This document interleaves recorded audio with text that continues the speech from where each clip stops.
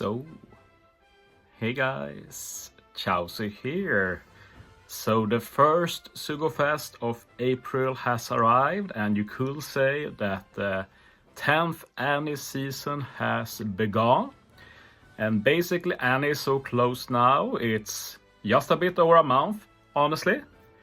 So yeah, most people will be trying to hold on to their games until then, including me. I'm not pulling anything in April. And thankfully, at least with this Sugo Fest, I'm not missing out on anything, because both the new legend in S-Shark as well as the Sugo itself, both are very, very skippable. First, let's shortly just go through the Sugo. Steps are same as always in PvP, which is a good thing because PvP Sugos have some of the best steps in the game. First pull, 30 game discount. Second and sixth multi, either a legend or a PvP unit. Third multi, guaranteed legend. Fourth multi, guaranteed PvP unit, rare recruit or legend. And then fifth multi is a recommended unit, but this time the recommended units aren't the best due to how poor the pool of this Sugo Fest is. 25 multis to get the guaranteed S-Shark, but I definitely don't recommend doing that. One of the reasons this Sugo is pretty bad is the fact that the only legends are S-Shark and Garp. I really have no idea why we only have one PvP Sugo per month, except for this month when we had that special PvP Sugo, so a bit of a difference, but still, only getting 2 PvP legends on a PvP Sugo is very common nowadays, which makes no sense, since we only get them once per month. And there's so many PvP legends now. And Garp is also one of the worst PvP legends. So yeah, we have 2 pretty poor PvP legends available. And the rare recruits aren't the best either. Yeah, I'm sure some will be protesting there like, hey, King is available, he's like the best, isn't he? I personally strongly disagree. I think King is one of the most overrated units overall. I made my stance on this clear multiple times. Main issue is his super high CT, which even if he could be good, he usually can't get his special off before he's killed. That's just how it is. The best recruit here, I'd say, is Soba, who is amazing on Dex teams. And the other legends available also very bad. Like, the only 2 that could be worth for some is like Katakura and Oven, who's only been on like 5 Sugos, but they're not also a super good unit. And then We2 Doffy, who's still very good in both PvE and PvP, and is rarely on Sugos, but other than those 2, like, it's just a bizarrely bad Sugo. He even has a random character as the only quick legend, makes no sense to me. But yeah, with that said, let's talk a bit about S-Shark. And S-Shark is a Dex fighter shooter. And yes, shooter is a bit surprising, like I guess he shoots a beam out of his hand. But still, that's...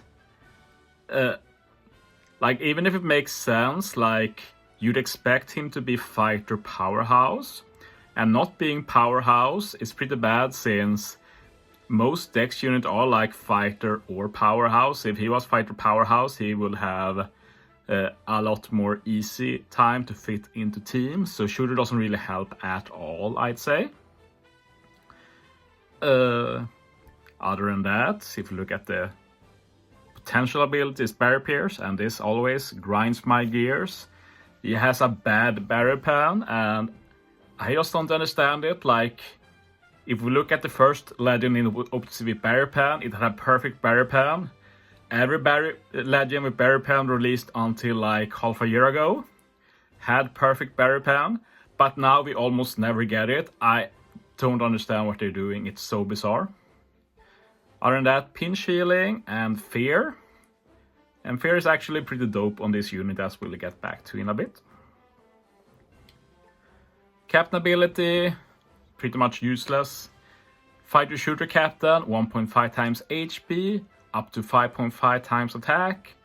You can have a bit higher chance of landing on matching orb, 10% damage reduction, and you can't be blown away. And the only cool thing here is the blow away immunity, but despite being cool, it's getting a lot more common. So even if you want that blow away immunity, it doesn't mean you will go to S-Shark for that, especially since he only boosts 2 classes. And even if I think Shooter has got better, you can't deny that Fighter and Shooter are still 2 of the worst classes in the game. So what can you do? Special's really cool though. He does a self HP cut 20%, which is great mainly to get rid of stun, that is getting more common. He also does a lot of dex damage to all enemies. Reduces damage threshold and damage reduction by 6 turns, which is great utility. He also gives Dex Fighter Shooter a base attack boost for 3 turns, plus 1500. And even if base attack isn't one of the most useful boosts, it's still extra damage. So we take those. 3 turns is also cool. You can also get boost the base attack by plus 2000 instead. In order to do that, you need to have Jinbei or Senor Pink on the team, and they need to use their special before S-Shark. If they've done that, not only do you get plus 2000 base attack instead, you also remove barriers and damage nullification by 2 turns. So that's actually some good aura utility then. Not just damage reduction and damage threshold reduction, but also damage nullification and barrier. That's pretty much unique, I'd say. At least in removing stuff, we also have specials that just ignore defensive effect, and then you just ignore all of that, so yeah. Anyway, some might be wondering why Senor Pink is here, but yeah, this is how they do these units. I don't even remember what they're called. They're not pacifist, they're the new thing. Like, who cares? Like, just like S-Hawk we got, he had a special that wants you to use Mihawk or Das Bones, and how now we have Jinbei or Senor Pink, and basically just means that S-Shark has Senor Pink's double fruit ability. That's it. So yeah, even if you won't be using Senor Pink most likely, it might be possible to hybrid up with a Jinbei. Definitely something I'd want to try, like a Jinbei Captain, S-Shark Frank Captain, maybe some V2 Jinbei fun. Look into that after S-Shark is released, if we have some people who wants to put him up for me. Crewmates, he cannot be blown away, which makes sense. And he's immune to stuns. This is cool because it means that he's one of the few units in the game who has a combination of fear and stun resistance and self HP cut. So sure. That means like if the whole team gets stunned and feared, S-Shark can still remove the stun. So if that ever happens, he's your guy. It will probably never happen, but anyway. As for the PvP stuff, he's immune to half stats, which is obviously great. And yeah, which is standard nowadays for PvP legends. He reduces quick damage by 30% and increases quick damage by 30%. Yeah, it's the standard nowadays. Rumble ability. Dex types, HP up level 6, Death up level 6. Fighters also get attack up level 6, speed up level 6. And S-Shark can potentially get a plus 10 attack up for himself as well when he takes damage 10 times. Solid ability, like the most important buffs, are on Dex units, which makes S-Shark more versatile than someone like Legend Garp in PvP, who's just only fighter buffs. Here, you can still put S-Shark on a Dex team without a lot of fighter units and still be good. So all we need now is a good special, but that's where he falls flat a bit. He's basically a Dex variant of the Super Sugo Fast Zoro, who's obnoxious in PvP. The main difference is that S-Hawk adds a shield to the team that makes the whole team more bulky, basically immune to damage until they take some damage. While Zoro doesn't have shield, but Zoro has a revive instead, which means that Zoro will stay around forever. So I don't think S-Shark will be as annoying as the Zoro. At the same time, shield is pretty obnoxious, so we have to try it out for ourselves, I'd say. Other than that, like, For a unit that works like Zoro, this is definitely the second best, if not the best, than Zoro. Just for Dex teams instead, or fighter teams.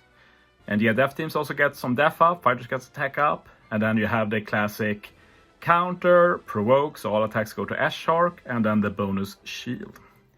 Oh, I see now the shield is only for himself, so that actually makes him a lot worse than I thought, but still you can argue that the shield kinda works like Source Revive, even if maybe not as good. You're able to take quite a few more damage. For example, if you set up the shield and then Ashok uses his special, you will like consume all of that damage and take no damage, which is obviously great, since it could potentially even one-hit KO you otherwise. And yeah, I'd say that on defense teams, this Ashok will be good. Dex defense, so to say. The main issue is that, like, do you want to pull for defense teams? Like, me, I personally don't even use defense teams. That's basically useless to me right away.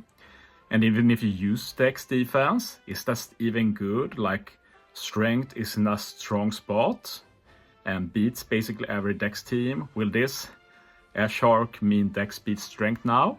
I very much doubt that. There's so many good strength units who just ignore defense altogether. And then on offense, like, are you using a passive unit like this on offense?